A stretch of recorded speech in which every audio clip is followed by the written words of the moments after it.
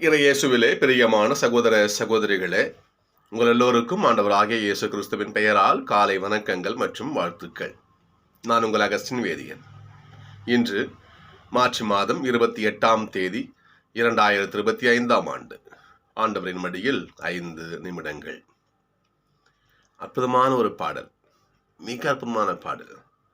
அன்பே கடவுள் என்றால் அன்புக்கு ஈடேது சொல், அன்பே இன்பம் என்றால் அன்புக்கு நிகரேது சொல், அன்பே கடவுள் என்றால் அன்புக்கு ஈடேது சொல். இன்னொரு பாட்டு அப்படியே குழந்தை 13ஆம் அதிகாரத்தில் இவ்வாறு பவுல் சொல்வார், 1 Corinthians 13ஆம் அதிகாரம். அன்புதான் கடவுள்னு சொன்னா அந்த கடவுளுக்கு நிகர் எதுவுமே, அந்த அன்புக்கு எதுவுமே கிடையாது. 1 யோவான்ல வாசிக்கலாம், நம்ம கடவுள் அன்பா இருக்கிறார், அன்பே கடவுள்னு சொல்லுவோம். அன்பே கடவுள். எங்க அன்பு இருக்கிறதோ அங்கே ஆண்டவர் நிறைவாக குடிகொண்டிருக்கிறார். எங்கே அன்பு இருக்கிறதோ அங்கே ஆண்டவருடைய பிரசன்னம் நிறைவாக இருக்கிறது. உண்மைதானே? எங்கே காழ்ப்புணர்ச்சி இல்லாமல், பொறாமை இல்லாமல், எங்கே தீய எண்ணம் இல்லாமல் அன்பு மட்டுமே எங்கே குடிகொண்டு இருக்கிறதோ அது ஆண்டவருடைய இடமா தான். அதுதான் ஆண்டவர் விரும்புகிறார். நாம அன்புக்கு ஒரு அளவுகோல் வச்சிருக்குமா தெரியல. ஆனால் அந்த அளவுகோலை இன்றைக்கு தாய் திருச்சபை நமக்கு கொடுக்கிறது. நீ எப்படி அன்பு செய்ய தெரியுமா?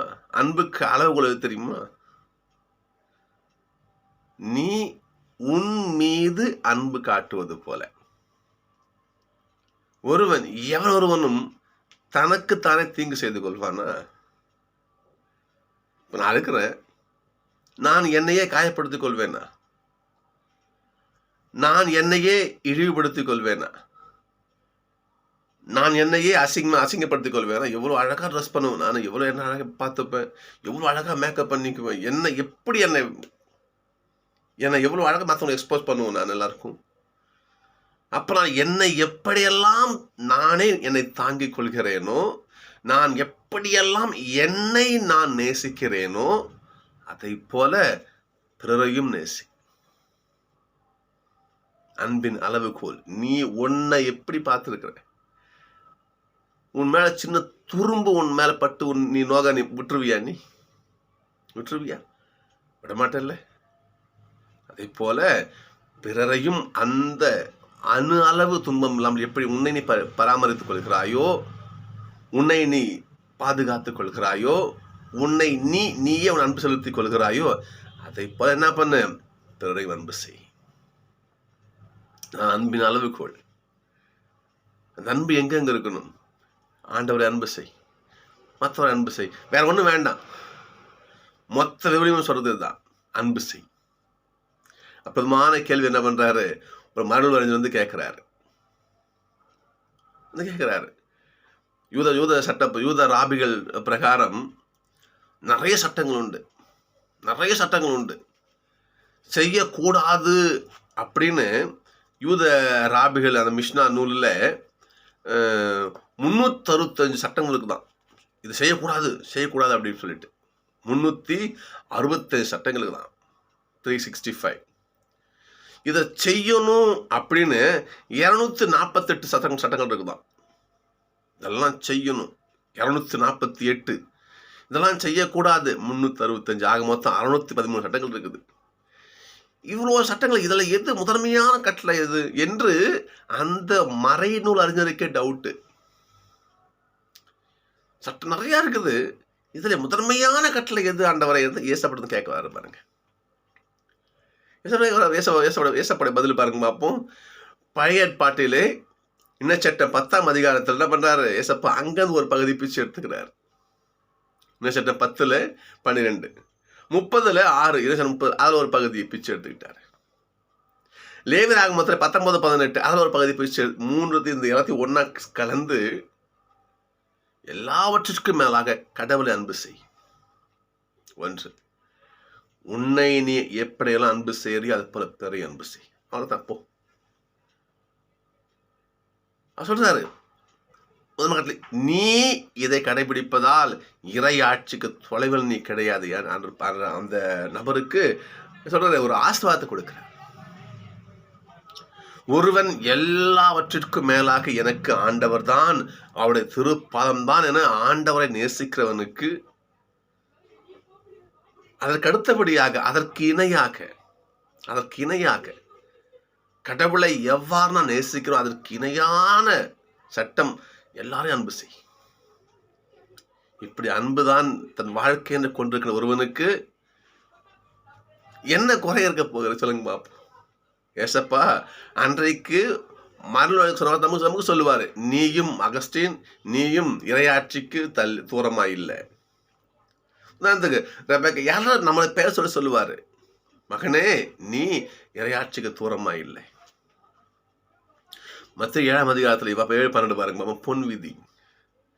பிறர் உனக்கு என்ன செய்ய வேண்டுமென நீ விரும்புகிறாயோ அதை நீ அவங்களுக்கு செய். எல்லாரையும் நம்ப செய்யணும், எல்லாரையும் என்ன மதிக்கணும், எல்லாரையும் மேல பாசமா இருக்கணும், யாரையும் மேல குறை சொல்லக்கூடாது, என்னை இழிவுபடுத்தக்கூடாது, என்னை மனநோயை செய்யக்கூடாது, எல்லாம் என் மேல அப்படியே பாசத்தை போட்டணும்னு நான் விரும்பணும்ல. என்ன பண்ணு, நீயும் அப்படி எல்லாருக்கும் இரு. நான் பொன் விதி. பிறர் உனக்கு செய்ய வேண்டுமென நீ விரும்புகிறவற்றை எல்லாம் நீ அவங்களுக்கு செய். நான் பொன் விதி. இப்ப பாருங்க, இந்த இறை அன்பை நாம ஆண்டவருக்கு கொடுக்கிறோமா? முதல் வாசகம் பாருங்க. ஆண்டவர் ஓசைய திருமுகத்துல ஆகமத்துல கடவுள் வருத்தப்படுறாரு பாருங்க. நீ அந்நிய தெய்வத்துக்குள்ளே போற, உன் கை வேலைப்பாடுகளை நீ வணங்குற. நான் உன்னை எகிப்துல கூட்டு வந்தனே, நான் தானே உன்னை கூட்டு வந்தேன். அந்த சிலையா அவனை கூட்டு வந்துச்சு, அந்த தெய்வம் அவனுக்கு வழி காட்டுச்சு இல்லைங்களா? மாசாபல மெரிபா நான் உனக்கு உதவி செஞ்சனே, பகல்ல மேகத்தூணாகும், இருட்டு நான் உனக்கு வழி காட்டினே, நானும் வழி காட்டினேன். அந்த சிலை அவனுக்கு வழி காட்டுச்சு. நீ எங்க போற? இப்ப நீ அந்த சிலை பின்னிட்டு தான் போற.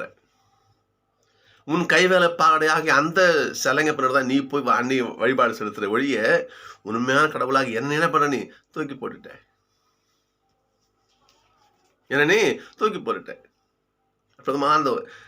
அப்படின்னு சொல்ற பாருங்க பாப்போம். நீ உன் அந்த தவறை விட்டு திருந்தி என்னிடம் வந்தால் அவனுடைய ஆசீர்வாதத்தை பாருங்க. கடவுளே கடவுளே, அப்படியே பட்டியல் போட பாருங்க. ஒரு பனி எப்படி இந்த உலகத்தை அப்படியே எப்படி போர்த்தி அப்படியே பாதுகாக்குதோ, நான் உனக்கு பனி போல இருப்பேன். ஆசீர்வாதத்தை நான் உனக்கு பனி போல இருப்பேன். அது மட்டும் இல்ல, லீலி போல நீ என்ன பண்ணுவ, நீ பலன் கொடுப்ப, மலருவை.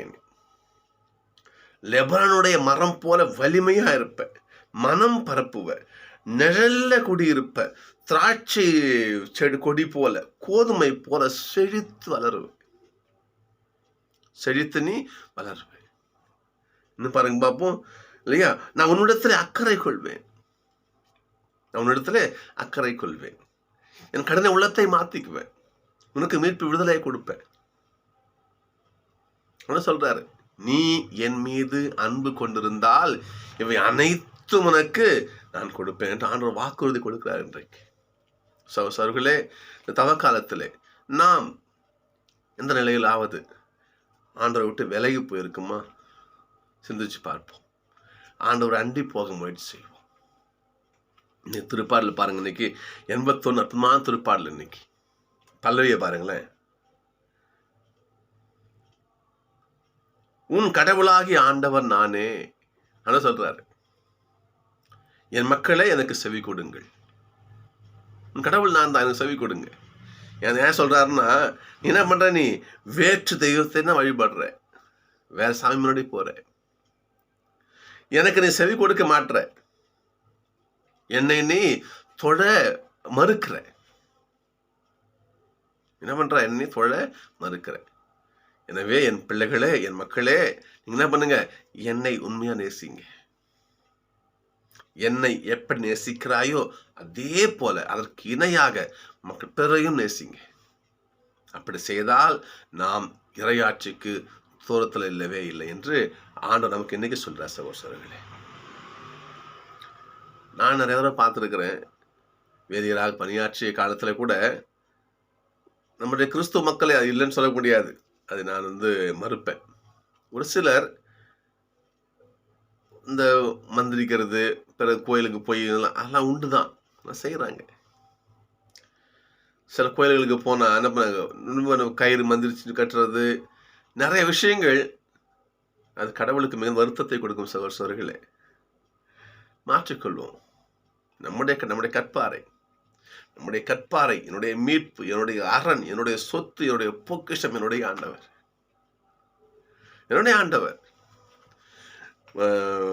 முதல் வாசத்துல அந்த இதுல பார்க்கிறோம், நம்ம யோவான்ல வாசிக்கிறோம், நம்ம கடவுள் அன்பா இருக்கிறார். கண்ணுக்கு தெரியாத மனுஷன், கண்ணுக்கு தெரிகிற மனுஷன் நீ அன்பு செய்யாம கண்ணுக்கு தெரியாத கடவுளை அன்பு செய்ய முடியாது. எனவே உன் அன்பு எல்லார்ட்டையும் இருக்கட்டும், அதே போல கடவுள்கிட்ட இருக்கட்டும். சகோதரர்களே, நாம் வாழும் இந்த காலத்துல நம்ம யோசிக்க வேண்டிய ஒரே விஷயம், நான் ரொம்ப இந்த ஒரு பாட்டு ரொம்ப நான் விரும்பி அந்த பாட்டை உள்ளான அன்போடு கேட்பேன். எனது ஜனமே, நான் உனக்கு என்ன தீங்கு செய்தேன்னு சொல்லி இந்த பெரிய வேலை பாட்டை நினைச்சு பாருங்க. கடவுள் நம்ம எப்படி அன்பு செய்யறாருன்னு வேற ஒன்றும் தேவையில்லை. வேற எதுவுமே ஆண்டவர் நமக்கு செய்த அந்த நன்மைகளை நான் உனக்கு என்ன தீங்கு செஞ்சேன் சொல்லு. ஆண்டவர் அந்த பாட்டுல பட்டியல் அப்படியே இருக்கும் பாருங்க. இறுதியா நான் சிலுவையில உனக்காக என் உசிரியே கொடுத்தனே, நான் உனக்கு என்ன தீங்கு செஞ்சேன், என்னையே நீ என்ன பண்ண மாட்டேற, என் கூட வர மாட்டேன் என்று ஆண்டவர் சொல்கிறார். கடவுள் நம்ம அன்பு செய்கிறார். யோவான்ல 11:34 வாசிக்கணும் நாம. நான் உங்களை அன்பு செய்கிறது போல நீங்களும் ஒருவருக்கு ஒரு அன்பு செய்யுங்கள். இசைப்படைய வார்த்தை.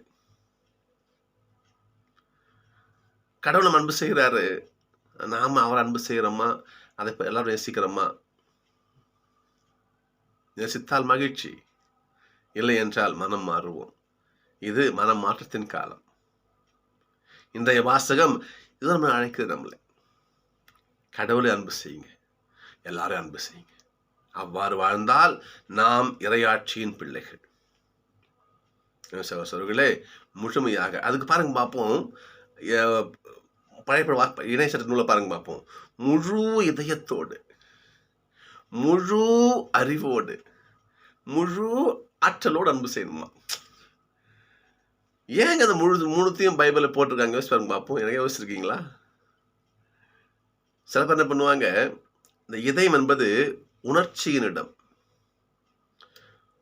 ஒரு விஷயம் நடக்கும்போது உணர்ச்சி டக்குன்னு ஒரு எக்ஸைட் ஆவாங்க. ஐயோ இப்போ என்ன பண்றது, எங்கேயாவது போவோம், இப்போ மந்திரிச்சு வரும், தூரம் வந்து படிப்போம், எங்கேயாவது மந்திரிச்சு வரும் போவோம் என்று இந்த உணர்ச்சியின் இடமாக இதயத்தால் என்ன பண்ணுவாங்க, அவங்க கடவுளை தூக்கி போட்டு போயிடுவாங்க. ஆக அந்த உணர்ச்சிக்கு இடம் கொடுக்காது. முழு அறிவோடு சில என்ன பண்ணுவாங்க, மெத்த படிச்சுட்டோம், நாம அப்படியே அறிவு ஜீவி ஆயிட்டோம். ஒரு விஞ்ஞானி சொன்னாராம், நான் என்னுடைய ஆய்வு கூடத்துல நான் எத்தனையோ ஆராய்ச்சி பண்ணி பார்த்துட்டேன், என்னால கடவுளை கண்டுபிடிக்கவே முடியலன்னாராம். ஆராய்ச்சிக்கு உட்பட்டவரா கடவுள்? என்னதான் நீ அறிவாளி விஞ்ஞானியா இருந்தா கூட, நான் சொன்னேன் இல்லையா, முழு அறிவோடு. நீ உனக்கு அறிவு இருந்துச்சுன்னு வச்சுங்களேன், அப்படி நினைச்சிடக்கூடாது. உன் அறிவால் ஆண்டவர் அன்பு செய்யணும். ஆம்ஸ்ட்ராங் ஆற்றை விண்ணகத்துக்கு நிலாவுக்கு போனாங்களாம். அங்கிருந்து விண்வெளி வீரர் சொன்னார், அங்கிருந்து இந்த உலகத்தை பார்த்து, கடவுளே உம்முடைய படைப்பான இந்த உலகம் எவ்வளவு அழகா இருக்குன்னு சொன்னாராம். அவன் தான் விஞ்ஞானி. அதை போல நாம் மெத்த அறிவாக இருந்தாலும் நம் ஆண்டவரை அன்பு செய்யணும் முழு ஆற்றலோடு. நீ என்ன வலிமை, பணபலம், செல்வ பலம், என்னதான் அதுவே கடவுளை மட்டும் பிரிச்சு கொண்டு போவோம். நம்ம ஞாபகம் வச்சுக்கோங்க. சில பேர் என்ன பண்ணுவாங்க, ஏங்க கோயிலுக்கு வரல, என்னங்க கோயிலுக்கு பார்த்தா கும்பிடணுமா அப்படின்னுவாங்க. பெரிய அறிவாளி போல. அனைத்தும் செலவு சேர்ந்துட்ட பிறகு அதெல்லாம் பார்த்துக்கலாங்க போங்க. உன்னுடைய செழிப்பு, உன்னுடைய செல்வ வளம் கடவுளை உன்கிட்ட இருந்து பிரித்து கொண்டு போகும். உன்னுடைய ஆற்றல், உன்னுடைய பலம், எல்லா பலமும் இல்லை, எல்லா வளமும், செல்வமோ, உன்னுடைய கல்வி அறிவோ, உன்னுடைய படைபலமோ, புகழ் பலமோ, அனைத்து ஆற்றலும் உன்னை கடவுள் கிட்ட இருந்து பிரித்து கொண்டு போகும். ஞாபகம் வச்சுக்கோங்க. எனவேதான் நம்பிக்கை அளவுகோல சொல்றாரு பாருங்க பாப்பா. முழு இதயத்தோடு உன் உணர்விலே ஆண்டவர் கலந்திருக்க வேண்டும். முழு அறிவோடு உன் என்னதான் நீ மெத்தப்படுத்திருந்தாலும் ஆண்டவருக்கு அப்பாற்பட்டவர். அந்த அறிவிலே ஆண்டவரை பொருத்திப்பார். முழு ஆற்றலோடு நீ என்னதான் பலம் வாய்ந்திருந்தாலும், செல்வ பலம், உடல் பலம், என்ன பதவி பலம் எப்படி இருந்தாலும் நீ அந்த நேரம் கடவுளோடு பிரிஞ்சு போகாது என்று இன்றைக்கு தாய் துச்சு நமக்கு சொல்லுகிற சகோதரர்கள். எனவே நாம் நம்முடைய வாழ்விலே ஒவ்வொரு வினாடியும், ஒவ்வொரு மணி துளியும் ஆண்டவரோடு பயணித்தால் நாம் இறையாட்சிக்கு தூரமாக இல்லை. நான் சந்திப்போம்.